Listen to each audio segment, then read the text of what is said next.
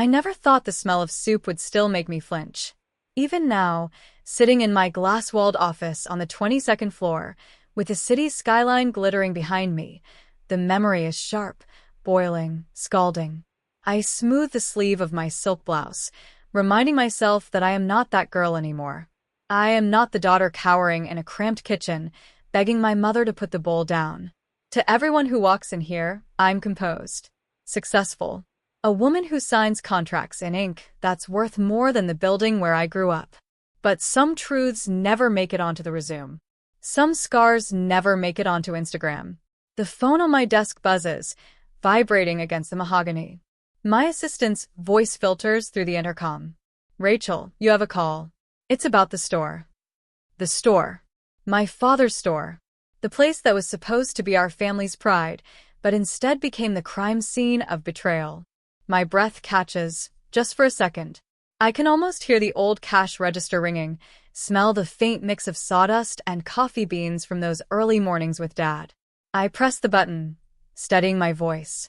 "Put it through." As the line clicks, my reflection stares back at me from the window glass, polished, unshaken. But inside, my chest tightens. The past has a way of finding me, no matter how many skyscrapers I build between us. And it always begins with her. I was 16 the night it happened. The kitchen was thick with the smell of garlic and broth, steam fogging the small window above the sink. My mother stood over the stove, ladle in hand, her hair pulled into the same severe bun she wore every day of my life.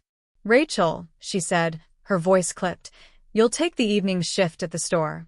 Your father's too soft to push you, but I won't have you wasting time with books." Books. That was always the insult. For me, reading was escape. For her, it was rebellion. "I can't tonight," I said quietly, twisting the ring on my finger, a cheap little silver band Dad had given me for my birthday. "I have an exam tomorrow." Her head snapped toward me, eyes narrowing. "Excuse me?" I swallowed hard. I said no. "I'm not working tonight." It was the first time I'd ever told her no. The word trembled out of me, but it was mine. Her face darkened. She gripped the pot with both hands, lifted it, and before I could move, before I could even understand, she flung the soup straight at me. The heat seared my arm, soaking my shirt, burning through cloth to skin. I gasped, the world blurring in white-hot pain.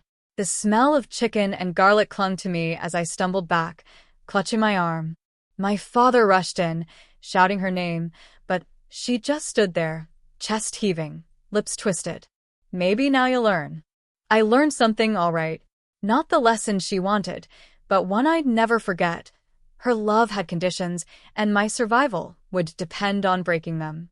The burn healed, but the betrayal kept festering. Months later, I discovered what she had done, my signature scribbled on transfer papers, handing the store over to her control.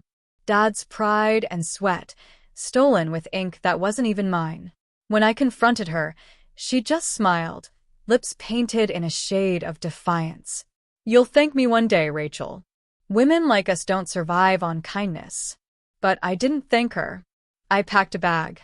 I slipped the silver ring from my finger and tucked it into my pocket like armor.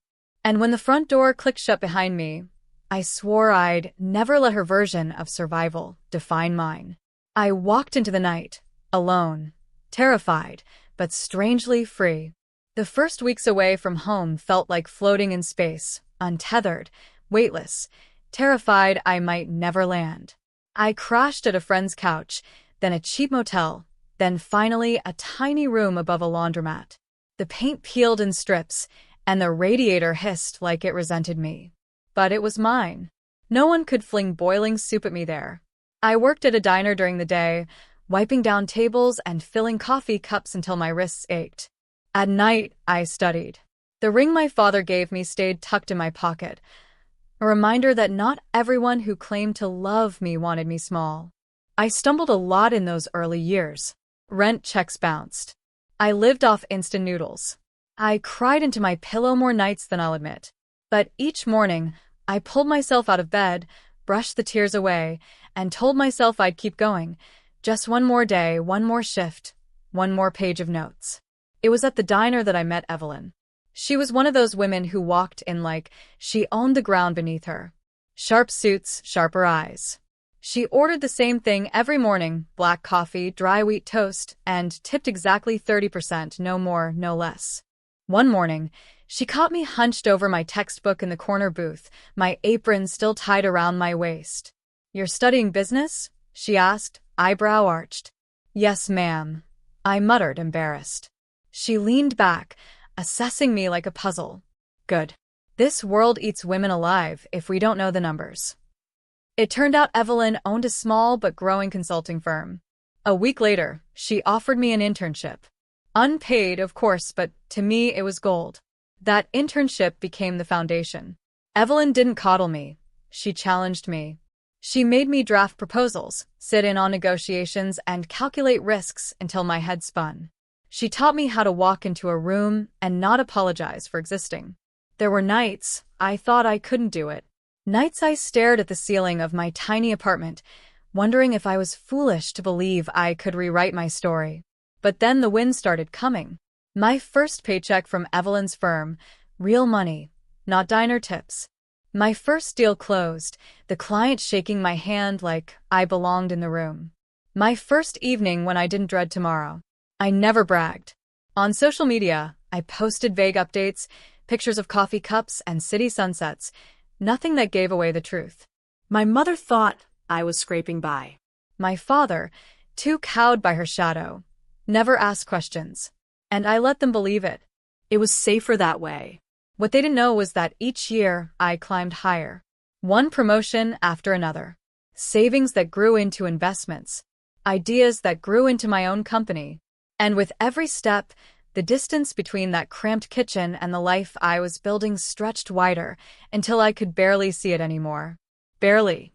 Because the past is claws, and it doesn't let go easily. The call about the store wasn't a mistake. Within a week, my mother was standing in my office lobby. I almost didn't recognize her at first. Her once black hair was streaked with gray, her face drawn tighter, as if bitterness had carved its signature into her skin. Behind her trailed my younger brother, Mark, always her shadow, always too afraid to step out of her orbit. They expected, I think, to find me in some shabby apartment, still begging for scraps. Instead, they stepped onto marble floors polished to a mirror shine, under chandeliers that glittered like constellations. I watched them through the glass wall of my office as they hesitated by the reception desk. My assistant, poised and professional in a cream suit, offered them water while pretending not to notice their gawking. My mother's eyes darted to the paintings on the walls, originals, bold splashes of color, not the knockoffs she once scolded me for admiring. "Send them in," I told my assistant. The door opened and the air changed. My mother's heels clicked against the hardwood as she entered, her gaze sweeping the room. Mark followed, shoulders hunched, eyes glued to the carpet. I stood slowly, smoothing the skirt of my navy dress. The city skyline stretched behind me, floor-to-ceiling windows framing skyscrapers that seemed to bow in glass and steel. "Rachel," my mother said at last, her tone clipped, almost dismissive, as though we were meeting in her kitchen, not my boardroom. "You look well." "Well," I repeated softly, letting the word hang. "Better than you expected, maybe?" Her lips pressed into a thin line. Mark shifted uneasily. "We came about the store," he said, his voice barely above a whisper. "It's struggling. We thought maybe you might help." My mother cut in, sharp as ever. "It was your father's legacy. You owe it to him. To us." I let the silence stretch. I could feel their eyes flickering around the office, the sleek shelves lined with awards, the framed article from Forbes, the small bronze plaque that read CEO and founder, Rachel Dawson. Finally, I crossed the room, heels clicking like a metronome. I opened the glass cabinet on the wall and pulled out a folder. I laid it gently on the desk in front of them. My mother frowned, flipping it open. Inside was the deed. Not just to their failing store, but to the entire block it sat on. My signature. Not the forged scrawl she'd once used, but bold and undeniable, was stamped at the bottom. "I don't just own the store," I said quietly.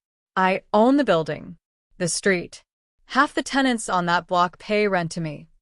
Her eyes widened, disbelief flickering into something raw, fear. Mark's jaw dropped. You bought it? I nodded once. Years ago. While you were too busy running Dad's legacy into the ground, I was building my own. Brick by brick, deal by deal. And now I leaned back, folding my arms. Now you're standing in my office, asking for help. The silence was heavy, like the pause before a storm. My mother's hand trembled against the deed, her knuckles white. For the first time in my life, she looked smaller than me. I let them sit in it. The shock, the shame, the realization. The girl who once flinched at her shadow now towered over her, not with fists or fire, but with something sharper, success. And I wasn't finished. My mother finally broke the silence. You think all this makes you better than us? Her voice cracked, the sharp edge wobbling under the weight of disbelief. I studied her face. The same woman who once towered over me with boiling soup now sat rigid in a leather chair she clearly didn't feel she belonged in. The irony wasn't lost on me. No, I said calmly. It doesn't make me better. But it does make me free. And that's something you never gave me. Mark shifted, his eyes darting between us like he wanted to disappear. Rachel, the store can't keep up. Bills, repairs, taxes. Mom thought wrong. I interrupted. I turned to him, softening my tone. You're not the enemy here, Mark. But you've spent too long living in her shadow. You're capable of more than running errands for a sinking ship. His lips parted like he wanted to protest, but instead, he lowered his gaze. I turned back to my mother. You want my help? Fine. But there are conditions. Her eyes narrowed. Conditions? Yes. I leaned forward, planting my hands on the desk. First, you stop forging other people's futures. You stole Dad's store with my name. That ends here. You sign nothing that doesn't belong to you. Her jaw tightened, but she didn't speak. Second, you get help. Real help. Therapy, counseling, whatever it takes to untangle the bitterness you've wrapped around yourself. Because until you do, you'll keep burning everyone who loves you. She scoffed, but the sound was thin, fragile. And third, I said, my voice firm but steady, you let Mark live his life. If he wants to study, he studies. If he wants to work somewhere else, he works. You don't get to chain him the way you tried to chain me. Mark's head jerked up, hope flickering across his face. My mother's lips trembled, caught between denial and the dawning truth that she had no leverage anymore. And if I don't agree, she hissed. I straightened, folding my arms. Then the store closes. The debts swallow it whole. And you'll have nothing left but the ashes of Dad's dream.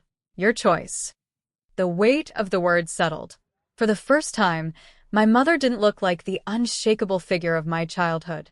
She looked like a woman cornered by her own mistakes. You're cruel, she whispered. No, I said softly. I'm strong. There's a difference. The silence stretched. Mark swallowed hard. Finally, he spoke, his voice steady in a way I'd never heard before. I'll take the conditions. Rachel's right. My mother turned to him, betrayal flashing across her face. But she said nothing. I leaned back, my gaze steady. Then we have an agreement. But remember, this isn't about saving a store. It's about saving what's left of us. And I won't let you drag me back into the fire I had to crawl out of. For once, she didn't argue. And that silence was louder than any shout she'd ever thrown my way. Weeks passed before I saw them again. The papers were signed, the debts stabilized, and the store, barely, kept its doors open. But what lingered wasn't the business. It was the shift. The silence in my mother's voice where once there had been fire. The tentative strength in Mark's words when he called to tell me he'd enrolled in night classes. For the first time in years, the chain was cracking. One evening, after a long day of negotiations, I sat by my office window, the city bathed in gold light. On my desk sat the silver ring my father had given me, the one I carried through every storm. I slipped it onto my finger again, the metal cool and steady against my skin. It was more than jewelry, it was a reminder.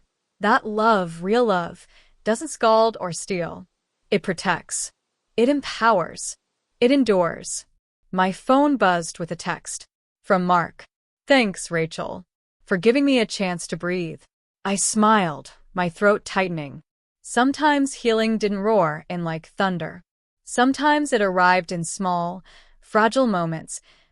A younger brother choosing his own path, a mother sitting quietly in therapy, a woman finally seeing her own reflection without flinching. I leaned back in my chair, letting the city lights blur. The girl who once staggered out of a kitchen, skin burning and heart shattered, had become a woman who built an empire. Not just of buildings or money, but of boundaries, strength, and grace. The past hadn't disappeared. It never would. But it no longer defined me. It fueled me. I whispered it aloud, just for myself, just for the girl I used to be. You survived. You won. And you're free.